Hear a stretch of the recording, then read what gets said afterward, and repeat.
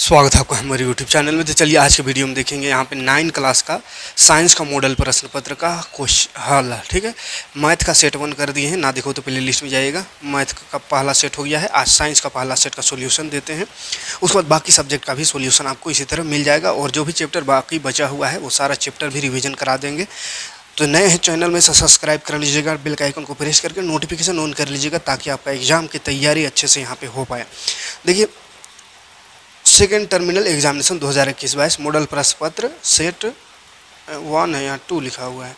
चलिए ना, अच्छा 1 रहेगी 2 रहे कोई मतलब नहीं, इसका सॉल्यूशन आज देखेंगे। ठीक है, बाहर में 1 लिखा हुआ था, अंदर 2 लिखा हुआ है, तो चलिए 2 वाला में शायद 1 लिखा हुआ होगा, तो 1 या 2 लिखल रहे उससे मतलब नहीं है। विज्ञान है, 40 नंबर का क्वेश्चन रहेगा, 1.5 घंटा समय रहेगा, ये इंपॉर्टेंट है और इसका आंसर इंपॉर्टेंट है। चलिए आते हैं सेक्शन ए में, पहले समझ लेते हैं। ये पहला है तो थोड़ा सा समझ लेते हैं कैसा क्वेश्चन रहेगा। देखिए, कुल प्रश्नों की संख्या 19 रहेगा, और 1 से 7 तक का जो प्रश्न रहेगा वो अति लघु प्रश्न रहेगा, किन्हीं 5 प्रश्न का उत्तर देना है, यानी 2 नंबर ही रहेगा ये, है ना। तो 5 बनाना है, तो 5 दूनी 10 नंबर यहाँ से हो जाएगा। उसके बाद 8 से 14 तक में यहाँ भी 7 क्वेश्चन हुआ, तो यहाँ से भी 7 क्वेश्चन में 5 बनाना है, जो कि 3-3 नंबर का रहेगा, तो 5 या 15 नंबर यहाँ से हो जाएगा।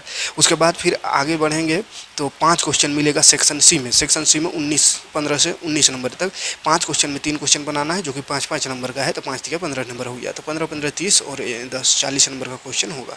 तो सेक्शन ए में देखिए कैसा क्वेश्चन है, ये रहा क्वेश्चन, दिख रहा होगा क्वेश्चन, तो हम इसका सॉल्यूशन दिखाते हैं। ठीक है, आप मॉडल पेपर का भी लिंक दे देंगे, डाउनलोड कर लीजिएगा अगर ना हो तो। ये सेक्शन बी देख लीजिए, सेक्शन बी है। ठीक है, गतिज ऊर्जा, तरंगधारी और अनुप्रस्थ तरंग, मोल में बदले, तो इस तरह का सारा क्वेश्चन है। हम आते हैं इसका सॉल्यूशन की ओर। ठीक है, तो मॉडल पेपर और इसका सॉल्यूशन भी इसी में हम कर दिए हैं, देख लीजिए सॉल्यूशन। पहला क्वेश्चन था शक्ति का ऐसा मात्रक लिखे और उसे परिभाषित करें। ठीक है, तो पहला का ये आंसर हो जाएगा। क्या आंसर होगा? शक्ति का परिभाषा, तो प्रति इकाई समय में किया गया कार्य शक्ति कहलाता है। याद रखिएगा, प्रति इकाई कार्य, थोड़ा सा अगर यहाँ पे इधर उधर किया हुआ है तो आप अच्छा से नोट कीजिएगा। ठीक है,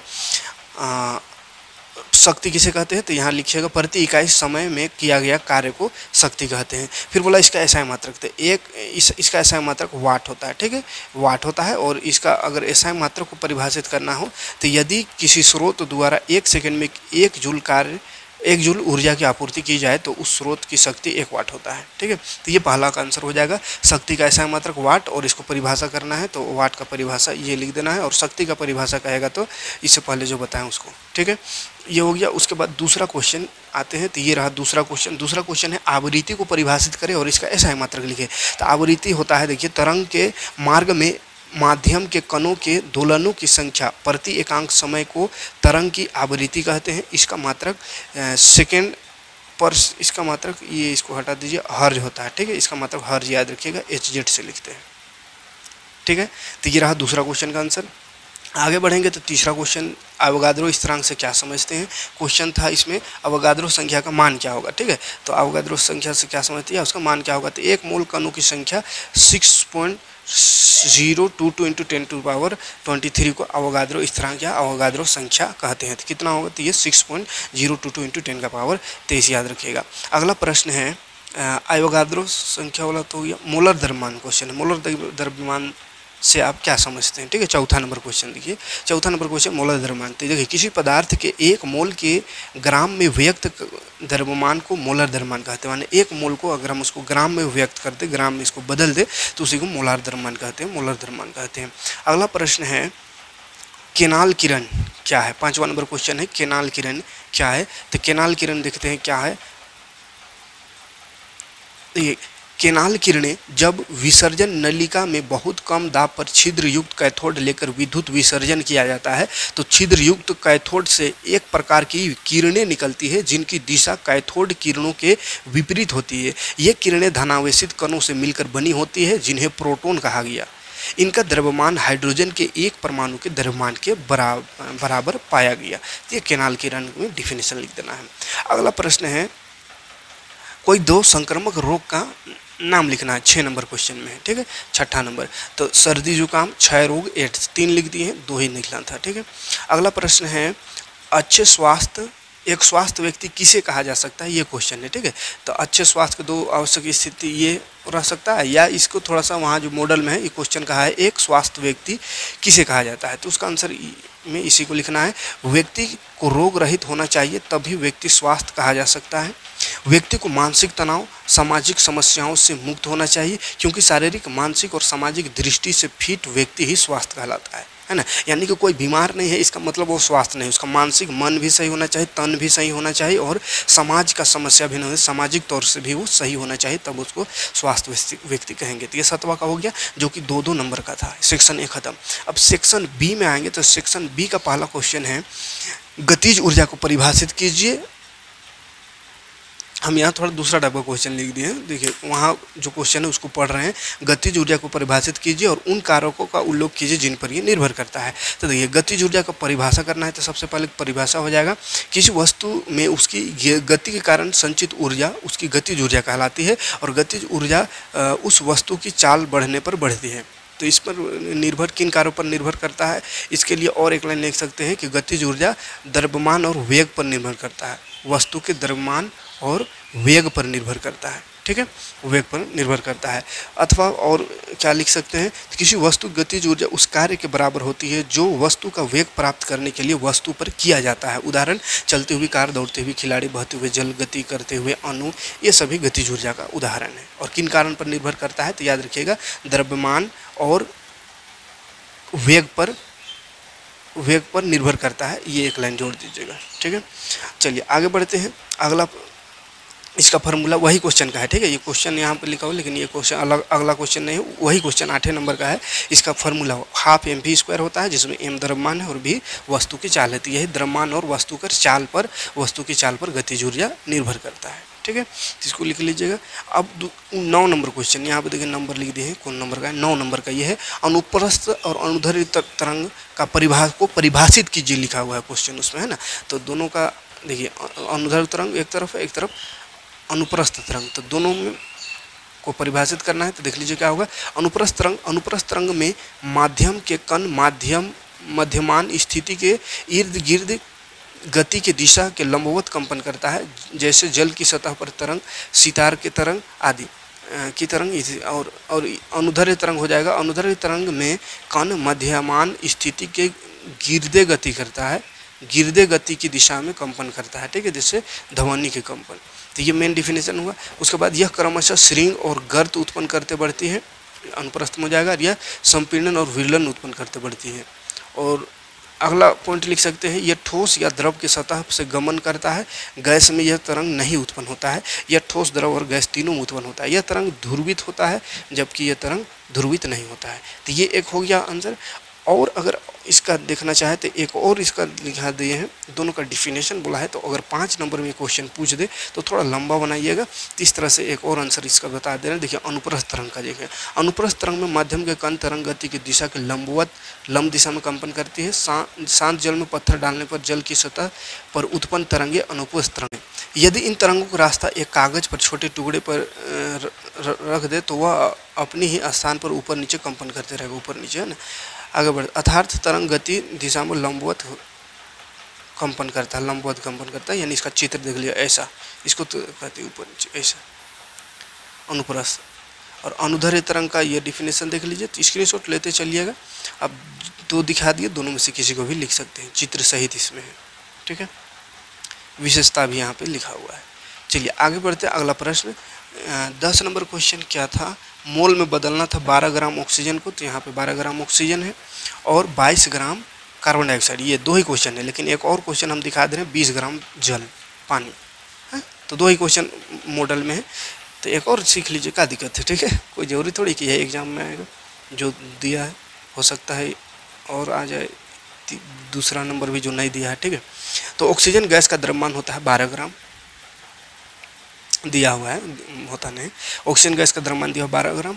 तो ऑक्सीजन का मोलर द्रव्यमान सबसे पहले निकालेंगे। तो ऑक्सीजन का 16 होता है मोलर द्रव्यमान, और O2 यानी 2 है तो 2 से गुना कर देंगे तो 16 दूनी 32 ग्राम हो गया इसका मोलर द्रव्यमान। अब मोल की संख्या निकालना है, तो मोल का संख्या बराबर फार्मूला होता है ग्राम में द्रव्यमान, यानी दिया हुआ द्रव्यमान जो रहेगा उसको ऊपर और मोलर द्रव्यमान को नीचे लिखते हैं। तो वही दिया गया द्रव्यमान 12 ग्राम था, 12 ग्राम ऊपर और 32 आया इसका मोलर द्रव्यमान। तो 32 नीचे काट कूट करेंगे, आंसर आएगा 0.375। उसके बाद फिर ये 20 ग्राम पानी का निकाल लेते हैं, ठीक है। H2O का द्रव्यमान 20 ग्राम दिया है मान के चलो, तो H2O का मोलर द्रव्यमान कितना हो जाएगा, हाइड्रोजन का 2 हो गया, हाइड्रोजन का 1 होता है लेकिन 2 हाइड्रोजन है तो 2 हो जाएगी, और ऑक्सीजन का 16 होता है, तो 16 और 2 हो गया 18 ग्राम हो गया इसका मोलर द्रव्यमान। मोल की संख्या निकालने के लिए दिया हुआ द्रव्यमान ऊपर, तो 20 ग्राम दिया हुआ तो उसको ऊपर, और जो मोलर द्रव्यमान आया अभी 18 उसको नीचे कर देना है, फिर काटेंगे तो 1.11 हो जाएगा। उसके बाद 22 ग्राम दिया होता है कार्बन डाइऑक्साइड, तो कार्बन डाइऑक्साइड का द्रव्यमान दिया है 22 ग्राम। कार्बन डाइऑक्साइड का सबसे पहले मोलर द्रव्यमान निकालेंगे, तो कार्बन का 12 होता है और ऑक्सीजन का 16, और O2 है तो 16 दूनी 32, 32 और 12 हो गया 44 ग्राम। तो दिया हुआ द्रव्यमान ऊपर रखेंगे मोल निकालने के लिए, दिया हुआ ऊपर 22 था और नीचे आया 44 मोलर द्रव्यमान। काटेंगे इसको, 11 दूनी 22, 11 चौके 44, फिर 2 दूनी 4, 2 एका 2, इस तरह से काट के भाग देंगे तो 0.5 मोल आ जाएगा, ठीक है। अगला प्रश्न देखते हैं, कौन नंबर, 11 नंबर होगा, ठीक है। इधर को नंबर नहीं देखना, हम यहाँ लिख दिए नंबर, ठीक है। 11 नंबर का है।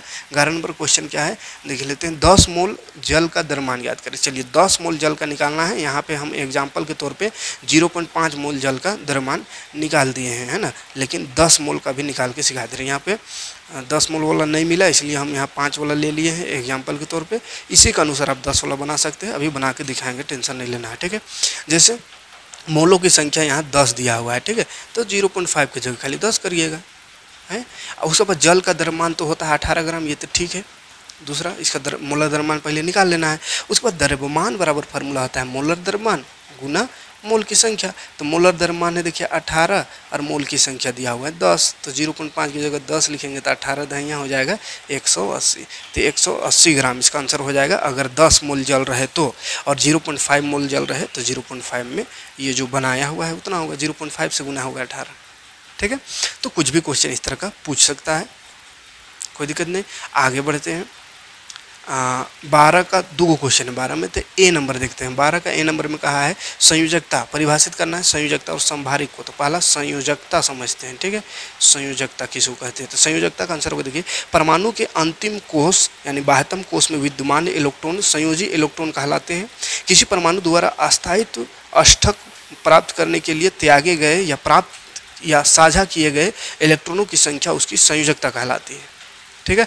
परमाणु द्वारा अष्टक पूरा करने की प्रक्रिया में संयोजी इलेक्ट्रॉन का ही स्थानांतरण या साझा होता है, अर्थात संयोजी इलेक्ट्रॉन ही परमाणु का संयोजकता निर्धारण करती है। इतना लिख सकते हैं। उदाहरण के लिए एक आठों लिख दीजिएगा। सिलिकॉन का परमाणु संख्या 14 है तो इसका इलेक्ट्रॉन विन्यास 284 होगा, इसे 4 संयोजी इलेक्ट्रॉन उपस्थित है, अर्थात इसकी संयोजकता 4 है, ठीक है। तो इतना लिखना काफ़ी है यहाँ तक, ठीक है। एक एग्जाम्पल, यहाँ बहुत सारे एग्जाम्पल दिया हो ऑक्सीजन सबका, तो एक ही एग्जाम्पल लिखिए काफ़ी है। उसके बाद संभारिक बोला है, तो संभारिक का यहाँ पे देख लीजिए 12 का बी नंबर यानी संभारिक का उदाहरण। तो संभारिक का उदाहरण होगा उदाहरण परिभाषा। तो संभारिक का परिभाषा वो परमाणु जिनका द्रव्यमान संख्या एक समान हो परंतु परमाणु क्रमांक यानी परमाणु संख्या अलग अलग हो तो उसको संभारिक कहते हैं, ठीक है।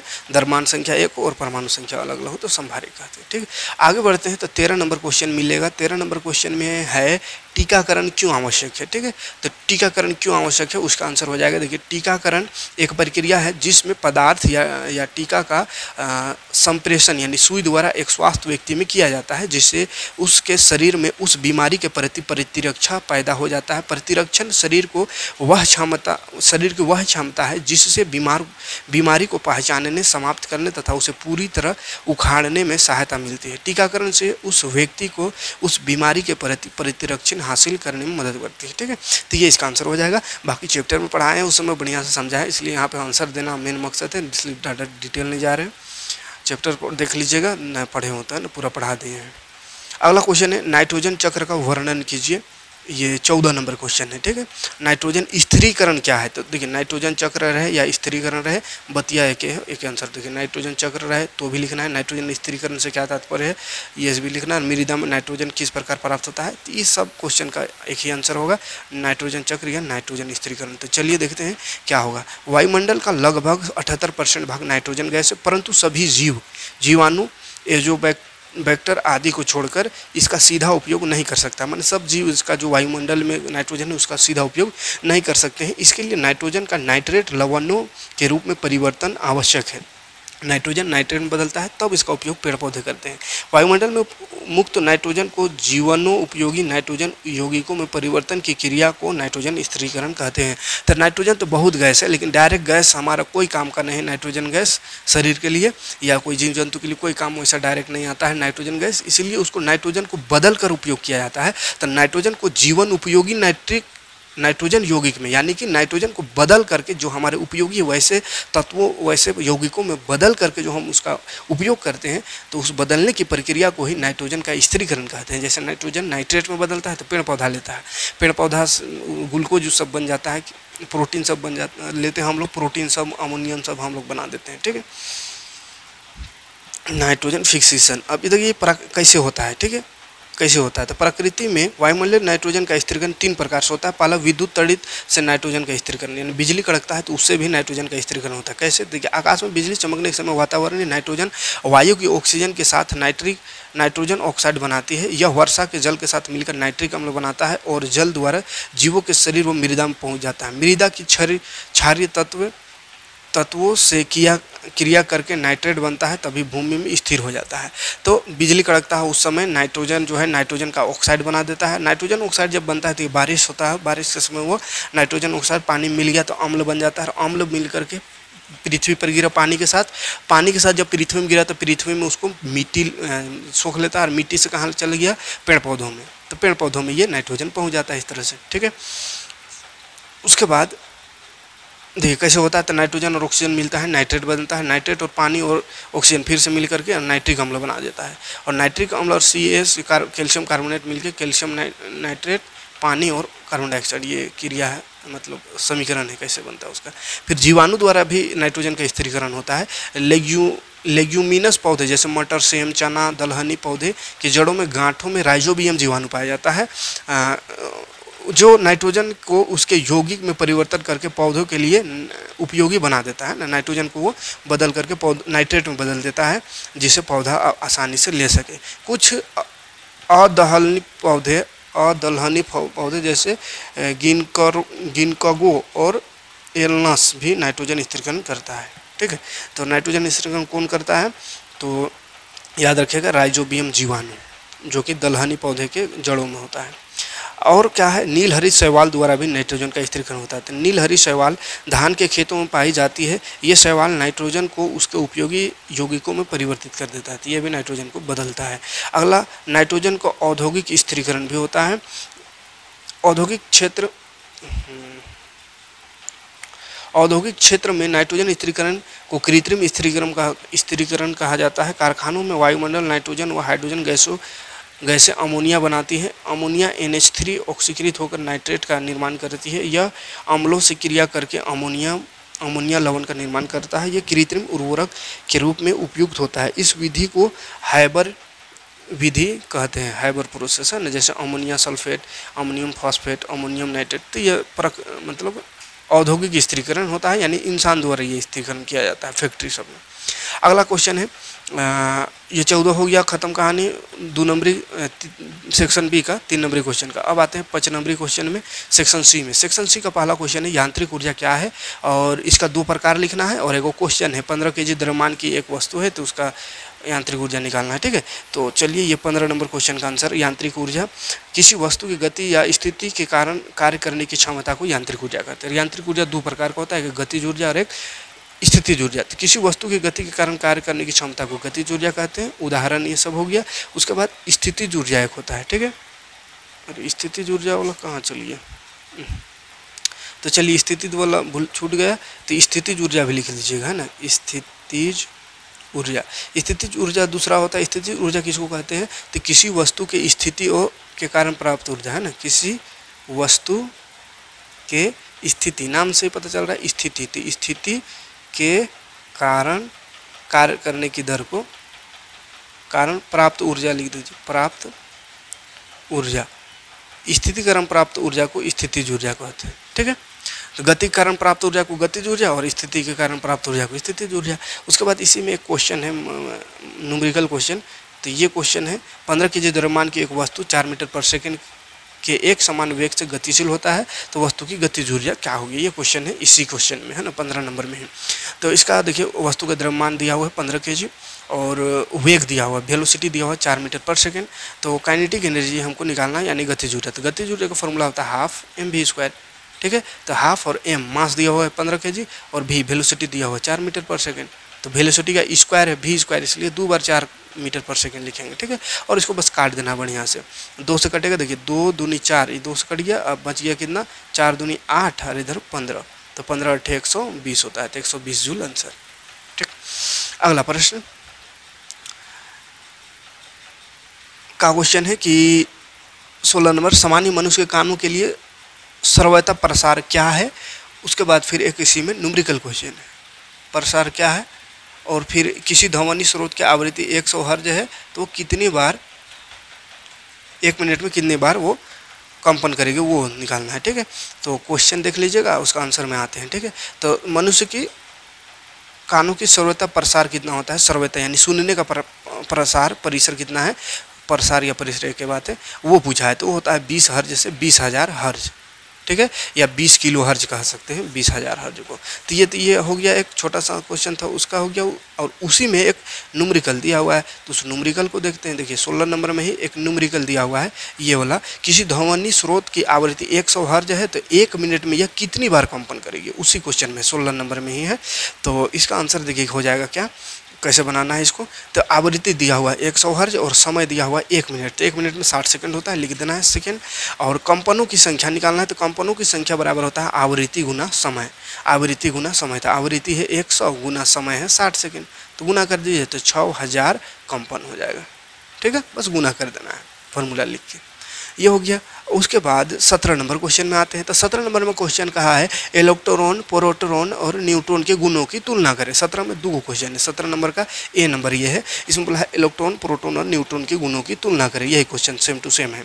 तो तीनों का गुण एक जगह लिख दिए, देख लीजिए, तुलना कर दिए, इलेक्ट्रॉन, प्रोटॉन, न्यूट्रॉन। तो इलेक्ट्रॉन क्या है, तो इसका आवेश सबसे पहले देखेंगे। तो इस पर इकाई आवेश होता है, यह 1.6 × 10⁻⁻19 कूलम होता है। और इसमें प्रोटॉन में कहा हुआ इस पर इकाई धनावेशित होता है, यानी कि इसमें ऋण आवेशित होता है, इकाई ऋण आवेशित होता है इलेक्ट्रॉन में, ऋण माने माइनस में, और इसमें धन आवेशित होता है, दोनों सेम होता है 1.6 × 10⁻−19, और इसमें +19 होगा, यहाँ +19, प्रोटॉन में +19 और इलेक्ट्रॉन में -19। ठीक है, और इस पर कोई आवेश नहीं होता है, न्यूट्रॉन में कोई आवेश नहीं, और प्रोटॉन में याद रखिएगा ये माइनस नहीं +19 होगा। ठीक है, और संहति, एक इलेक्ट्रॉन की संहति 9.1 × 10⁻11 kg होता है, माने द्रव्यमान उसका। ठीक है, और प्रोटॉन का द्रव्यमान कितना होता है, प्रोटॉन की संहति यानी हाइड्रोजन के एक परमाणु की संहति के समान होता है, प्रोटॉन हाइड्रोजन के एक परमाणु के द्रव्यमान के बराबर होता है। न्यूट्रॉन कितना होता है, तो इसकी संहति प्रोटॉन की संहति का लगभग समान होता है, प्रोटॉन के समान होता है, प्रोटॉन और न्यूट्रॉन का एक समान होता है। उसके बाद परमाणु की स्थिति, परमाणु ये नाभिक के चारों ओर चक्कर लगाता है, इलेक्ट्रॉन नाभिक के चारों ओर घूमते रहता है, चक चक चक। अब प्रोटॉन का होता है नाभिक के अंदर होता है, न्यूट्रॉन भी नाभिक के अंदर होता है। तो ये तीनों का तुलना है, तीनों का अंतर है। ठीक है, तो तीनों में अंतर लिख लीजिएगा, यहाँ वाला खाली याद रखिएगा 1.6 × 10⁻+, ये माइनस लग गया है, प्रोटॉन में भी, प्रोटॉन में प्लस होगा। ठीक है, और इसी का बी नंबर क्वेश्चन में आते हैं। तो इसी 17 नंबर का बी नंबर क्वेश्चन है, हाइड्रोजन का 3 समस्थानिक होता है, उसका हमको लिखना है। ठीक है, क्या लिखना है, क्वेश्चन कैसे, हाइड्रोजन के समस्थानिक HDT के लिए प्रत्येक में पाए जाने वाले 3 अपरमाणु कणों का सारणीबद्ध करना, मानी इस तरह से ये सारणी बनाना है। ठीक है, क्वेश्चन इसी तरह का सारणीबद्ध कीजिए। देखिए यह क्वेश्चन सेम जो है, HD और T के लिए प्रत्येक में पाए जाने वाले 3 अपरमाणु कणों की सारणीबद्ध करो और सारणीबद्ध कीजिए। तो चलिए तीनों में देख लेते हैं क्या क्या पाया जाता है। एक हाइड्रोजन होता है, एक ड्यूटेरियम होता है, डी से जिसको शॉर्ट में लिखते हैं, टी होता है ट्रिटियम। तो इलेक्ट्रॉन की संख्या हाइड्रोजन हो या ट्रिटियम हो या ड्यूटेरियम हो, तीनों में एक एक होता है। प्रोटॉन की संख्या भी तीनों में एक ही होता है। न्यूट्रॉन की संख्या इसमें है ये नहीं होता, हाइड्रोजन में 1 न्यूट्रॉन नहीं होता है, और ड्यूटेरियम में 1 न्यूट्रॉन होता है, और ट्रिटियम में 2 न्यूट्रॉन होता है। तो बस ये टेबल को बना दीजिएगा। ठीक है, और याद रखिएगा। आगे क्वेश्चन, अगला question 18 number question. 18 number question में मृदा का निर्माण किस प्रकार होता है, पूरा व्याख्या करने बोला है। तो मिट्टी का निर्माण देखिए, पहला सूर्य से। तो सूर्य पत्थरों को गर्म करता है जिससे वह प्रसारित हो जाते हैं। रात के समय पत्थर सिकुड़ जाते हैं, इससे उसमें दरार पड़ जाती है और वह धीरे धीरे टूट जाता है। अब ये एक दिन में नहीं होता है, ऐसे नहीं सोचिएगा कि आज बहुत गर्मी किया देखेंगे पत्थर वह सिकुड़ेगा फैलेगा, रात में देखेंगे सिकुड़ेगा और कल टूट जाएगा। ऐसा नहीं होगा बाबू, है ना, बहुत साल लग जाता है इसको बनने में, है ना, हजारों साल। जल जल जल जले मिट्टी के निर्माण में दो तरीके से सहायता करता है। पहला का तरीका, दो तरीका से जल सहायता करता है। पहला, सूर्य के ताप से बनी दरार में पानी भर जाता है, जो जमी यदि जम जाता है तो वह दरार और चौड़ा हो जाता है, ठीक है, और चौड़ा कर देता है। लेकिन यदि पानी बाद में जमता है तो यह दरार को और भी चौड़ा करेगा, क्योंकि बहता हुआ वह जमा हुआ पानी पत्थर को छोटे छोटे टुकड़ों में तोड़ देता है। मतलब जमा हो गया पत्थर, टूटा जो पत्थर जो फैला, दरार हुआ, दरार में पानी भर गया तो और दरार बढ़ा देगा, तो इससे धीरे धीरे वो टूट जाएगा। फिर तेज गति से बहता पानी पत्थर के टुकड़ों को बहा ले जाता है, जिससे वो आपस में टकरा कर टूटता है ना। तो नदी में बह रहा है तो उसमें पत्थर टकराते रहता है, तो उससे भी टकरा के टूटता है। इस प्रकार मिट्टी अपने मूल पत्थर के स्थान में से काफ़ी दूर पाया जाता है। कहे कि पत्थर तो बह के चला गया और कहाँ ना कहाँ मिट्टी चल जाता है। तो यहाँ का पत्थर, रांची का पत्थर टूट करके और हो सकता है जा करके उड़ीसा में मिट्टी बने, है ना, तो कहीं भी हो सकता है। ऐसा नहीं कि यहाँ के पत्थर से यहीं मिट्टी बनेगा। हवा कारण है, हवा से पत्थर के टुकड़े आपस में टकराकर और भी छोटे छोटे टुकड़ों में बढ़ जाता है, हैं। और कुछ जीव जैसे जीव भी मिट्टी को बनाने की प्रक्रिया को प्रभावित करते हैं। लाइकेन पत्थरों से की सतह पर उगते हैं, लाइकेन जो पत्थर को चूर्ण रूप में बदल देते हैं और मिट्टी की परत का निर्माण करते हैं। इसी प्रकार मोस भी मिट्टी का बारीक करने का काम करता है। तो लाइकेन, मोस, ये सब जंतु है, जीव है, ये भी मिट्टी बनाता है पत्थर से। लास्ट क्वेश्चन, संक्रामक रोग के कारक लिखना है और उससे बचाव का उपाय। तो सबसे पहले संक्रामक रोग समझेंगे, उसका कारक लिखेंगे, फिर बचाव का उपाय देखेंगे। तो संक्रामक रोग, ये 19 नंबर क्वेश्चन, ठीक है। संक्रामक रोग या संक्रामक रोग क्या है? तो रोगाणु या सूक्ष्म जीवों द्वारा होने वाले रोगों को संक्रामक रोग कहते हैं। ऐसे रोग संक्रमित व्यक्ति से स्वास्थ्य व्यक्ति में फैलते हैं। संक्रामक रोग के उत्पन्न करने वाले विभिन्न कारक हैं, जैसे बैक्टीरिया, फंजाई, प्रोटोजोआ और कृमि, ये सब कारक है ना। तो असंक्रामक रोग नहीं पूछा है, इसको मत लिखिएगा, ठीक है, संक्रामक रोग। लेकिन जरूर यहाँ पे आ गया तो देख लीजिएगा, हो सकता है एग्जाम में असंक्रामक पूछे, ऐसा थोड़ी है कि यही एग्जाम है ना, तो इसलिए असंक्रामक भी याद रखिएगा, है ना। जो रोग पीड़ित व्यक्ति तक ही सीमित रहता है, अन्य पर नहीं फैलता, उसको असंक्रामक रोग कहते हैं, जैसे हृदय रोग, एलर्जी। और संक्रामक रोग के कारक क्या क्या होता है? वो विषाणु, जीवाणु, कवक, प्रोटोजोआ, कृमि जनित रोग। कौन कौन सा रोग होता है उसको याद रखिएगा। विषाणु से सर्दी जुकाम, चेचक, एड्स, इन्फ्लुएंजा। जीवाणु से होता है हैजा, खसरा, क्षय रोग, एंथ्रेक्स, टिटनेस। और कवक से होता है दाद। प्रोटोजोआ से होता है मलेरिया और अमीबिया पेस्टिस। और कृमि जनित रोग है फीलपाव। तो ये कारक हुआ। अब इससे बचने का उपाय, तो बचने का उपाय यानी उपचार का नियम क्या है? तो दो उपचार का नियम है। संक्रामक रोगों से बचने का दो नियम है, रोगों के लक्षणों को कम करने के लिए उपचार और रोगाणु को मारने के लिए उपचार, ठीक है। तो कैसे? तो देखिए, रोगाणु के लक्षण को कम करने के लिए उपचार, पहले दवाई रोग के लक्षण दूर और कम करने के लिए दी जाती है, जैसे बुखार, दर्द, दस्त, ये सब। हम आराम कर रहे ऊर्जा का संरक्षण कर सकते हैं, आराम करके ऊर्जा का संरक्षण कर सकते हैं, जो हमारे स्वास्थ्य होने में सहायक होगा, है ना। तो इसलिए बोला जाता है बीमार ज़्यादा हो तो बेड रेस्ट लेने, आराम करने से ऊर्जा सुरक्षित रहेगा, तो जल्दी स्वास्थ्य होंगे। अब बीमारियाँ रहेंगे, कामों करते रहेंगे तो ऊर्जा उधर काम में नष्ट हो जाएगा, तो शरीर को बनाने में जल्दी ठीक नहीं कर पाएगा, है ना। रोगाणु को मारने के लिए उपचार भी करते हैं। फिर रोगाणु को मारने के लिए एंटीबायोटिक दिया जाता है ना। उदाहरण जैसे जीवाणु को मारने के लिए दिया जाता है एंटीबायोटिक, या मलेरिया परजीवी को मारने के लिए सिनकोना वृक्षिक छाल का भी उपयोग किया जाता है। तो ये कारण संक्रामक रोग से बचने के कारण। तो ये रहा 1900 क्वेश्चन का सॉल्यूशन, ठीक है। तो इसी तरह तीनों सेट का सॉल्यूशन आपको प्रोवाइड कर देंगे और बाकी सब्जेक्ट का भी प्रोवाइड करेंगे, टेंशन नहीं लेना है। तो अभी तक अगर जुड़े हुए हैं वीडियो में है तो लाइक और कमेंट करके जाइए, इतना दूर आए हैं तो, ठीक है। मिलते हैं नेक्स्ट वीडियो में। Thanks for watching.